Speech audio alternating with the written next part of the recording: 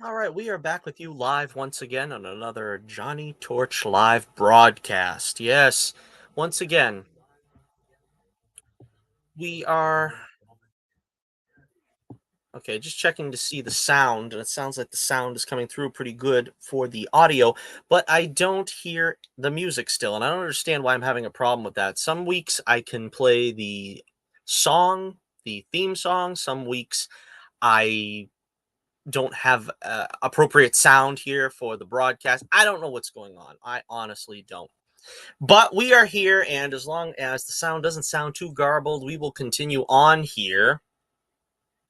And I promised I was going to do a live stream this weekend. I wanted to make sure I got on at least something this week. I didn't know what to talk about. There really isn't a lot for me to talk about. There hasn't been too much to talk about lately in terms of like pop culture and things that I usually cover. But we still needed to get a show on. I don't want this YouTube thing to lay dormant for too long. And it occurred to me that I was sitting on a story that I kind of wanted to do. I kind of wanted to talk about. I kind of want to be able to do the comic book show like everyone else does. But I kind of feel that kind of gets tiring. There's only so many times you can sort of talk about the drama that's going on here and there and, so on and so forth. But I kind of had things to say about the creation of comic books and so on and so forth and this and that. So I felt, why not this lovely afternoon, this lovely Sunday, well, evening now, why don't we talk about it? Now, the idea here was I'm calling this the perfect pitch. And it's all about pitching your comic book. Now, this goes back to March of this year when I submitted Bullets Bourbon's pitch to Peter Samedi and the Peter Samedi stream that he was doing about pitches. Lasted about 2 hours, so I didn't hear everybody's pitch. But I was dissatisfied with the way that he appraised it. Now, I think that he's very fair. Now that's you know I don't want to suggest that there's some kind of beef between me and Peter Samedi, but of course drama sells, and I figured, well, why not do a video? Because I had addressed this months ago on Twitter. But like I said, you need fodder for a video, and drama sells. So I'm gonna point out basically where I think that he was mistaken. He was gravely mistaken with calling my pitch a 7 when I quite honestly believe it was a 10. Now, first of all, we were to submit a couple of pages or covers or artwork in general. I don't think he made it specific, but I chose to do covers because I'm sure covers, that's what you design to be your pitch. Not too many people really get to the point of opening up the book and thumbing through it unless you're fortunate enough to be on newsstands, which I don't think too many people are today. But you have to have that cover explain to the audience or the potential audience what is going to be inside that book and what they can expect uh, in the series. Now, the pitch as written, I've always made this. This is the greatest elevator pitch. I sound like trumpet. This is the greatest. This is the greatest pitch that has ever been made. This tells you everything you need to know about the book, about Bullets Bourbon Comics. The pitch should be, when you're doing a pitch, you should try to get it that you can say it within 10 seconds, because that's what an elevator pitch is. You basically get like 3 minutes, maybe, depending on how many floors you're going up and down. And that is for you to communicate your idea to somebody before they're not your captive audience anymore, before they can walk away from you. Right then, in that moment, you have a captive audience. This is what you have to tell them. Now, this is kind of what I use for my convention appearances and so forth. Because people, it's the same principle when they're walking past a table. You got your table there, they're walking past you, you make eye contact, they look down at the book, and you have to have something to say to them to give them the idea of what the book is about. In the case of Bullets Bourbon, my pitch is: a down on his luck private eye takes on the most colorful collection of villains imaginable to protect Stark City from the forces of evil. Now, right there, it tells you everything you need to know about the book, quite frankly. You can, in order to craft a pitch, it's kind of helpful to remember the journalistic rules that they tell you, that, who, what, when, where, why, and how. You kind of have to embrace it on that level when you're coming up with a pitch. You kind of have to say all those things: who, what, when, where, why, and how.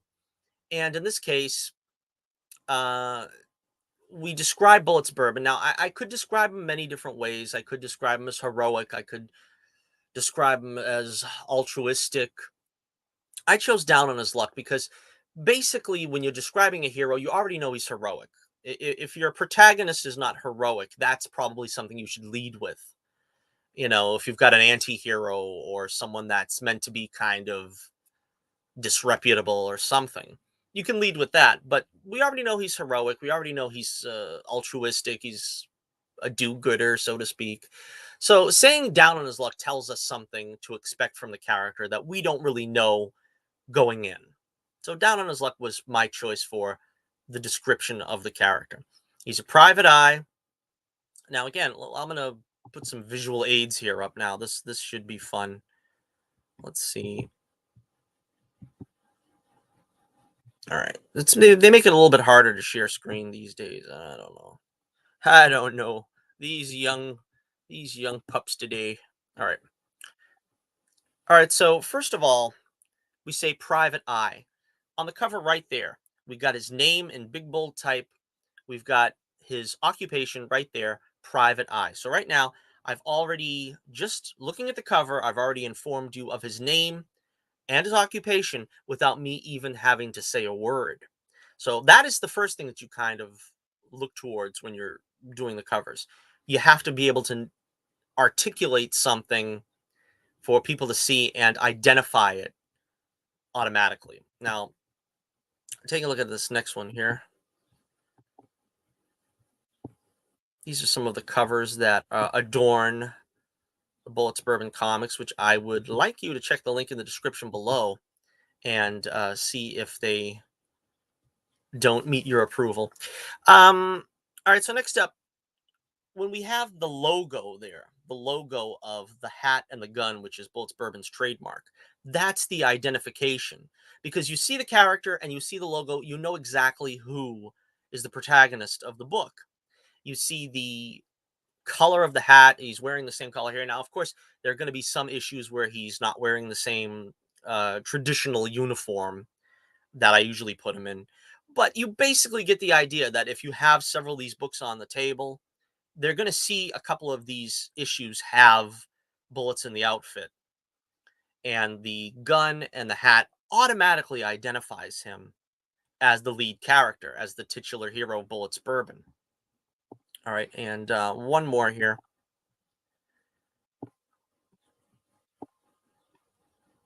We have also very important in your cover that I said colorful villains. Well, you have to show some of them on the covers. Colorful villains, I mean, I don't really even have to point them out with the arrows, but I think you get the idea. Pencil Neck, Carrot Top, Pickle Puss, Sour Note. These were all colorful characters that I created as the villains. And the covers typically all depict at least one of them, one or more of them. And so again, that's the perfect pitch. That's the perfect pitch right there. And again, I that's a 10. That's a 10 right there. Now I know Pete's a taskmaster and he's never going to give you a 10. But, I don't believe in that kind of grading. You know what I mean? Oh, I never give a movie 5 stars because nothing is perfect. Well, we all take for granted, I think, that nothing is perfect. We all know that nothing is perfect. So when I'm giving something a 5 or a 10, I'm basically saying you understood the assignment and you aced the assignment. I aced the assignment right here. And so that's a 10. That's a perfect 10 on the pitch. And you can learn a lot from my pitch. Now, I got a 7. Again, it's somebody's opinion. And we're going to talk about that next. How do you deal with criticism if you're an up and coming creator? And you can be a creator in anything, and you'll have to deal with criticism at some point, one way or the other. But sticking on the subject of the pitch for one more second, we've got in my case, a very straightforward story. Now, my story is good versus evil. It's a hero, an action hero taking on colorful villains. That's kind of simple. Now, if you want to adapt my, you know, core version of doing a pitch, you can easily sort of submit your own storylines in there. Like I says, it's kind of difficult. Like for instance, if you're doing, the last member of the House of Arrakis must find the mystical mind gem of, Atreides, and if it's some kind of deep and complex storyline, you basically don't want to get bogged down into all the details. You want to just stick people in their mind with the thought of, this is the protagonist, this is what he's trying to do, and this is who's going to stop him. That's pretty much, you know, all you need to do. In some cases, you color it up a little bit, and as long as you've got, a concise version of what you're trying to do, that's all you really need to do. As long as you can identify the hero, explain what you think the main thrust of the story is, if he's trying to find something. It reminds me of like the cartoon when I was a kid. I remember watching Belle and Sebastian. The storyline there was basically he was trying to find his mother. So you would say that is sort of the drive of what the hero was trying to do, throughout the story. Now, again, if it's just a simple good versus evil story, you just stick with that more simple phraseology. You don't want to really muddy up the waters too much by overemphasizing certain things. All right, so again, something else I was talking about today. So that's the perfect pitch. And on the same live stream, again, there was a lot of criticism, and I got criticism for people dissing my artwork, and it kind of is difficult to decide what to do in that situation because on the one hand you want to support yourself, you want to be able to stand up and fight for your your baby, so to speak. I mean, it's like basically it's like people saying your baby is ugly. You know what I mean? People wouldn't do that to you in real life. They wouldn't walk up to you and say you've got a homely kid, or or you got a punchable face. Most people won't do that to you because there's certain conventions that we kind of expect others to behave by. And I'm very surprised that people are willing to say, well, the art is ugly, and you're basically, they're basically calling you talentless. But yet that happens. And how do we deal with that? And this is something that kind of ties into what I was watching. Young Ripa, Eric July, and he was talking to some guy, I don't know, on Yellow Flash's show. I don't remember the guy's name, quite honestly, because it was on the dead of the night. I had to stay up like till, I don't know what it was, almost 3 in the morning to see some of this. And Ripa handled it very well because, you can't like completely fly off the handle because someone is leveling even unfair criticism towards you, because everybody has the right to criticize, but it should be done in a certain way. I was saying on Twitter today, the YouTuber Ali Salingus, I'm not sure if I'm pronouncing her name correctly, but she was one of the people in the chat saying that my art was awful. Now, again, I didn't want to turn it into a flame war. I didn't want to, try to be unkind to someone who's saying these things. But as someone that has sort of some credentials in the comic book world, she should know better than to be leveling that kind of statement at a fellow creator. And I'm so petty. I unfollowed her on YouTube. But again, you can't really go after people for criticizing you. But you have to remember it's sometimes unfair criticism. And what do you do in that case? I mean, sometimes people will give you constructive criticism. It's very rare. Very rarely. Now, constructive criticism to me is, of course, obviously it's to help you, but it's not saying like, well, you're talentless and you're you're not a good writer and your book is terrible and your art is terrible.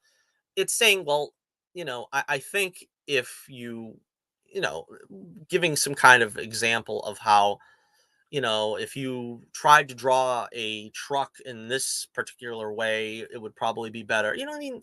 There's something that you're trying to tell somebody to look at it from a different angle, from a different perspective, and say, well, if you tried to do it this way, maybe that would look better. You know, if you tried to, if you're writing something, think like two steps ahead of what the audience might be thinking. Because sometimes you have to put yourself in your audience's place. You have to kind of figure, well, I know what's going to happen here, but is it communicated well to someone that doesn't know what I know? And, these are like little tips that if somebody is not that, at that level of, certainly a lot of people are just starting out. Now, I've been in the business for like 11 years now. And, I don't really need anybody to tell me anything because the book is the way it is because I want it that way. There is very little that I would do to change the books. Now, I'm a cartoonist. I said this really quite frankly and flatly that time in the chat. I don't expect people to compare me to, Jim Lee or, Kirby or something like that. I'm doing this as a cartoonist and I'm doing it in a cartoony way. So you have to also, if you're going to be a critic, you have to compare people to what their genre is. You know what I mean? You don't compare, as I made this example on Twitter as well. Charles Schultz was to me an absolute genius. But you don't compare his art style with Jack Kirby, you know what I mean? It just isn't done. You don't compare Jim Davis and his art style with like, you know, um John Romita, something like that. It's completely different styles. And so when you're looking at criticizing somebody, you have to look at what they were attempting to do. For what I'm attempting to do, I'm acing it. This is the way I want it, and this is the way it is because I want it that way. And I think a lot of people don't understand that when they come to criticize something and they don't really think through. The art is not supposed to look the way you would have it look. It's supposed to look the way I want it to look. So why would I farm this baby of mine out to some, you know, secondhand creator who is going to draw it for me like every other book that's out there? That's not being an artist. That's me farming out work to somebody else and saying, well, I want this done, so you do it for me. I'm an artist. I'm doing it myself. Whatever is on the page is there because that's purely from me, from my talent. And I think it's it's better to be real as an artist than to be, you know, a perfectionist. I always say this. There's no such thing as objectively good and bad in art. It's all subjective. As long as my guys don't have six fingers on their hands, or, a third ear in the middle of their forehead, the idea is going to come through. You're going to understand what the characters look like. I don't really need to impress you with this, that, and the other. You know what's going on in the page. You know that this guy is shooting a gun at another guy that's standing over there. That's all you really need to do. Now, if, I'm not begrudging the people that want to farm out their art to someone else. If you are completely talentless, I suppose it's a possibility you might need that. But, that's not for critics to decide. That's not for critics to decide because, again, it goes back to like what I remember Ripa saying, and it's like there's other people there who have opinions that are no less meritorious than yours. The sun doesn't rise and set on one person's opinion, and no matter who that person is, I mean, I know there were professionals. When I was a kid, I wasn't a very big fan of Herb Trimpe. My favorite comic was The Hulk, and I used to get the reprints at that point of some of Trimpe's earlier work, and I thought it was terrible. And then I was like, well, should I feel this way? This guy is a, experienced professional. He was doing his job. And I remember reading in some, Marvel Masterwork, I guess, where he said that he didn't feel that he was up to snuff in the beginning. And that's kind of what it is. We always need to grow no matter who is the artist, no matter who is the writer. We've got things to learn, we got things to discover about our craft, about our artwork, about our writing. And and some people are just not to your taste. Like, again, for instance, I'm not a big fan of Steve Ditko. I'll be frank. I'm not a huge fan of John Byrne. Sometimes that happens. Other people will say that the sun rises and sets on them. I'm not a big fan. John Byrne's faces pretty much all look the same to me. I mean, that's just something that I find issue with. Now, would I say he's a talentless hack? No, he's clearly very talented, and his writing is, of course, I would give him some credit for that, even though I'm not I'm not a big fan of his writing either. But again, not to get off the beaten track, you have to also account for people's preferences. You have to account for some people, are just going to gravitate toward a style. Some people are going to be, adverse to a style. It's just not something that you can control, and nor should you. You really shouldn't control it. So again, where I let these things lie is that, art is subjective.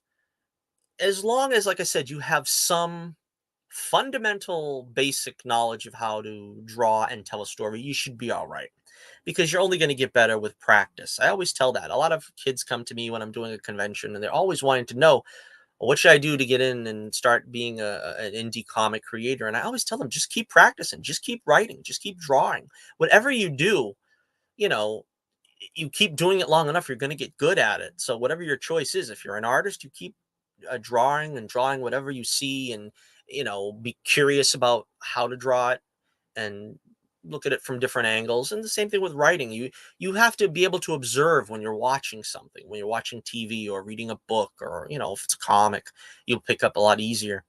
It's not that difficult, really, if you apply yourself to these things. And even if people that arguably don't have that much talent, you could still be, compensating one for the other. For instance, if you're doing stick figures, but you're telling War and Peace, as long as you can make sure the stick figures are identifiable from the other characters, have one with a stick figure with a blue hat, and a stick figure with, you can still tell an amazing story. That's what I mean about people who are critics. They they just want to get some kind of thrill, I guess, out of trying to talk down other people's art, artistic endeavors. You know what I mean? It shouldn't be that way. And I started off in this business when I first started bringing out Bullets Bourbon comics. I was very naive, I'll admit. I thought that, and it doesn't really matter whether you're comic skate, not comic skate, or any kind of indie creator. I thought that we're all in this together. But quite frankly, nobody really cares about the other guy. Everybody really only wants to help themselves. And I'm just being frank with you. So you can't depend on somebody else telling you, "Gee, that's amazing. That should sell a million copies." And I think it should be probably a number one collector's item in any store or something like that. No one's going to tell you that. No one's going to try to help you out. If anything, people will try to discourage you. People will try to tell you, "No, it's not that good. I don't think that's that good." And I always go back to this story that I think a lot of people probably know by now, but Sylvester Stallone. Sylvester Stallone, he made Rocky. He knew what he had. And they tried to get him out of the picture every way possible. They said to him, "We'll give you more money.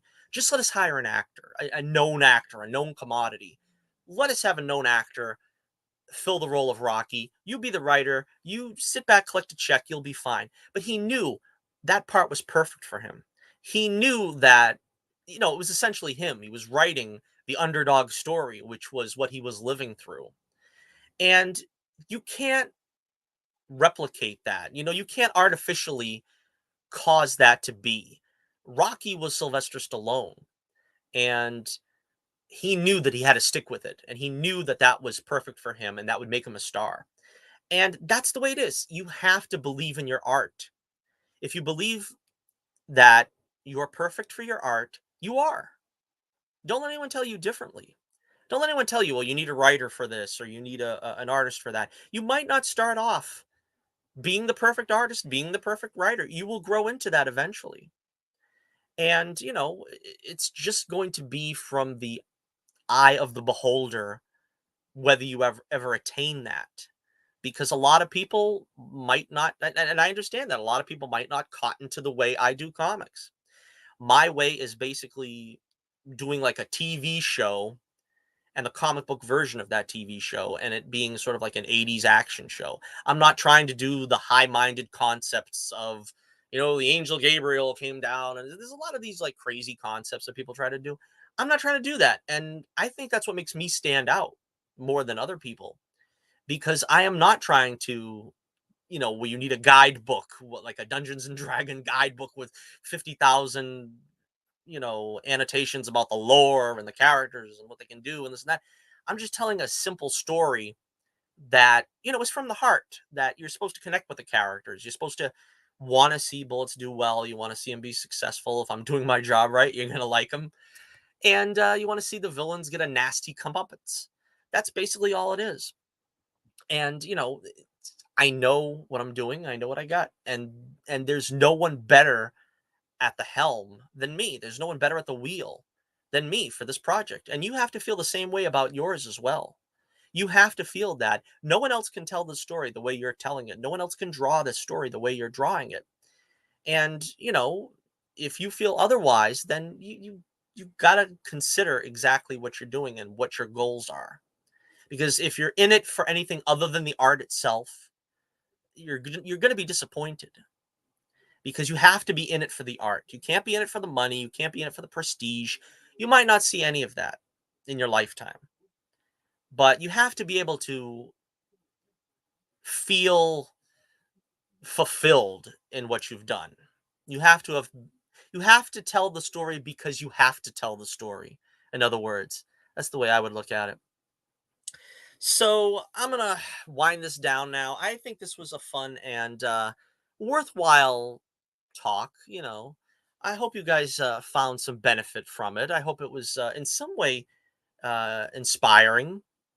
I hope you feel like you can, look at the world a little bit better now, that it's not just, there's not any rules, there's no rules. People are like, well, you're not following the rules. You shouldn't be doing it like that. Rules are made to be broken. Don't let anyone tell you you have to do a book in this format. You have to do it this way. You have to do it that way. Who are they to tell you that? It's always been done that way. Well, maybe it was always done wrong. Maybe you're doing it the right way for the first time. Who knows? Do you really trust the other guy to have your best interests at heart? Do you think he knows better than you how to deal your own book, how to do your own book and deal with your own characters? I don't think so. I think you know best yourself what's best for your creation. Creator knows what's best for his creation. Just look at George Lucas. George Lucas is like the poster boy for that uh, mentality. I mean, without him, that whole ship is sinking. But I don't want to go into another fully orbed rabbit hole there. All right, so thank you for joining us this afternoon, and please like, share, and subscribe if you haven't already. Please check out the Adventures of Bullets Bourbon Private Eye, the all ages action adventure extravaganza that we've been speaking about. I've got some more things to talk about. Briefly, I'll just go into it here, but our latest adventure, Man of Our Times, issue number 11, has finally hit print. It should be out probably within a matter of weeks. Um, I'm going to have more details about that, the storyline and everything, very shortly. I kind of want to wait until it's in my hands, in these wonderful hands of mine, and I could see, just how well it's been done. Then I'll be able to sing its praises and see if I can convince you to buy a copy yourself. Also, of course, we have some more news over on Global Comics. You can check us out there on Global Comics, because today is the 6th. Actually, tomorrow at 4 o'clock Eastern Standard Time, we are going to have the release of The Family Jewels, the first issue of the 3-issue arc there on Global Comics. We also will be from thereafter every month, on the 7th of every month, doing a new issue. So that would mean July we'd have Temptation Eyes. August we'd wrap up the Family Jewel storyline with um In the Final Hours, and then of course October we will have um the 10th issue gets the let out, and then that would leave us with Man of Our Times, which I'm sure by then will be ready for global comics. But that's going to be fun because we've got a new issue of Bullets Bourbon out every month. And of course, we already have the three trades up there now, which is It's Always Something, Knock on Wood, and When the Night Comes. So check those out, please, if you haven't already, which I hope you have. So until next we meet, this is Johnny Torch reminding you once again, keep the flame burning brightly, and I'll be with you again real soon.